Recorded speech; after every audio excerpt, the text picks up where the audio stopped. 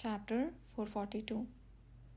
All day he had acted as if the events of the previous night held no significance. Yet, as the sun began to set, he spoke words that held a sense of gravity. Ydir's gaze moved beyond Kishir's back to the slowly darkening sky, then settled back onto Kishir's eyes. Just as he was about to speak, his thoughts swirling with what Kana and Enon had said, the sound of a knock on the door broke the tension. Let's discuss it after we wrap up today's last duty. Kishir softly muttered and offered Ydir a slight smile before turning his head. Nathan Zuckerman entered the room. "I have bought what you asked for, my lord." Unaware of the complex and delicate exchange of emotions that had just occurred, the man solemnly placed a place on the table.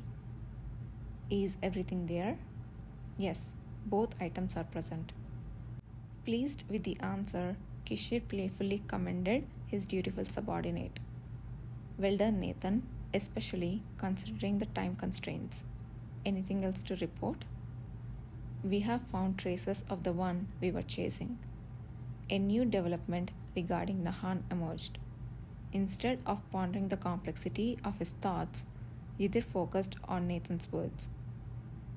"As you already know from previous reports, the individual evaded me and dove into underground sewer. The many exits made it unclear where he had escaped to, but after a thorough search, we found evidence near the north gate." "The north?" "Yes, please look at this."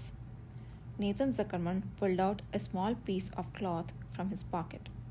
The deep blue fabric was torn, as if caught on something, and was filled with dark blood stains that made it hard to discern its original color.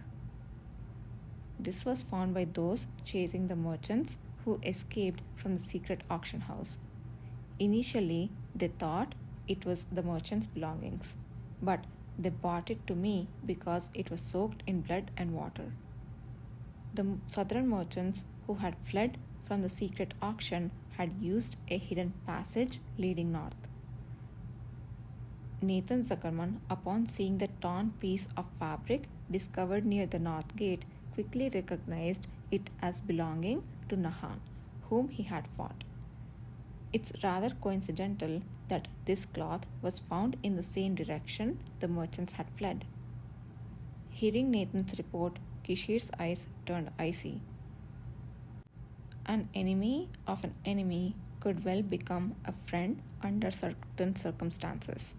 We must consider the possibility that the merchants and Nahan crossed paths and aided each other during their escape. When they had encountered each other at the security management team that day, the southern merchants and Nahan's group had faced each other. The southern merchants falsely believed that Nahan's group had robbed their auction storage, while Nahan and his associates harbored open hostility towards the merchants, who were minions of Duke Tane and Baron Wilhelm. Yet, the fleeing southern merchants were not genuinely loyal to Duke Tane and were also awakeners. Although the likelihood of them running into each other while escaping in the same direction was low, considering the similar time frame, Kishir felt that the possibility couldn't be entirely ruled out. Nathan Zuckerman seemed to share this cautious view. Given Nahan's capabilities, it's entirely possible that he could have influenced not just the merchants, but also others he encountered to aid him. Nathan spoke cautiously.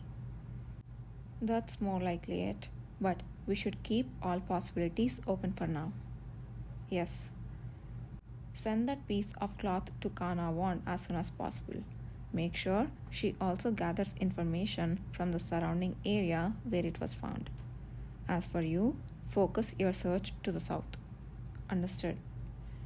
It was suspected that the contraband goods from Duke Tane were originally intended to be partly auctioned off, and the rest, including human trafficking victims, were to be headed south where illegal fighting arenas were rampant.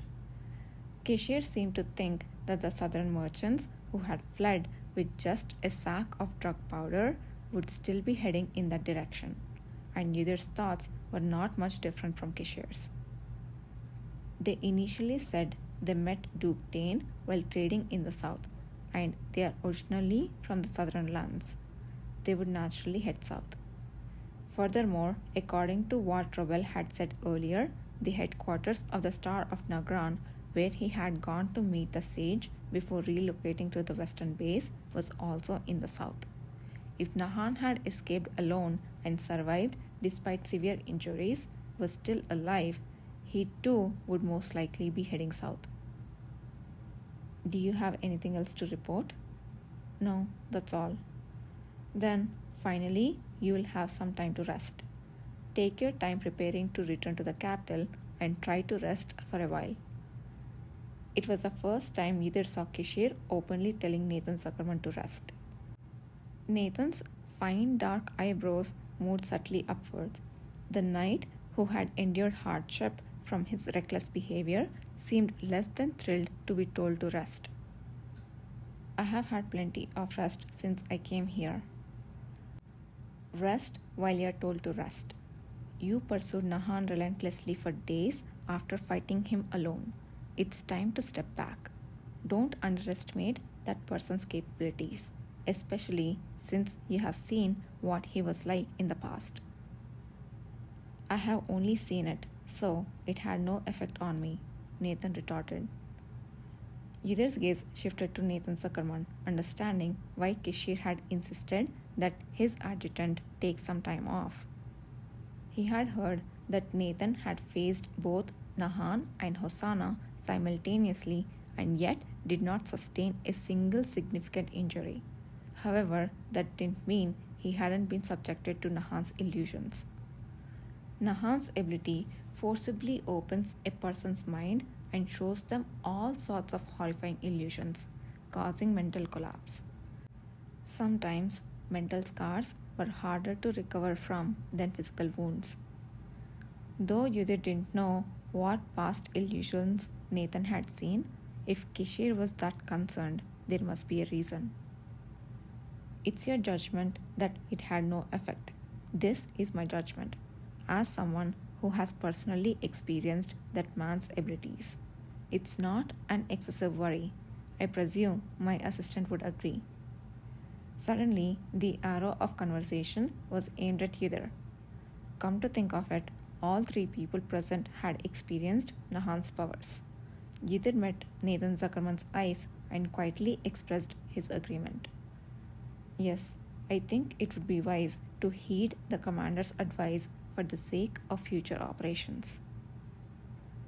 Understood.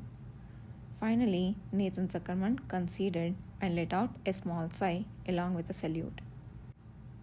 The broad shoulders of the knight, who had come to report on his mission activities and unexpectedly gained a period of rest, somehow looked a bit deflated. Well, that wraps up today's business. Kishir rose from his seat, turning his eyes towards the deepening twilight outside the window. Let's head back. Commander, are you returning to your quarters? The guards by the door greeted Kishir in loud voices. Yes, you guys should head back too. It's time for a delicious dinner. You have worked hard.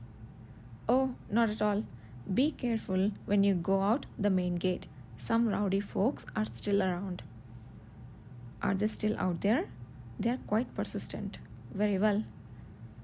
What the soldiers were referring to were the servants of nobles who had surrounded Baron Wilhelm's mansion since the day after the party, wanting to meet Kishir. These people were sent by the relatives of those who had been imprisoned due to crimes connected with Baron Wilhelm or for participating in the secret auction.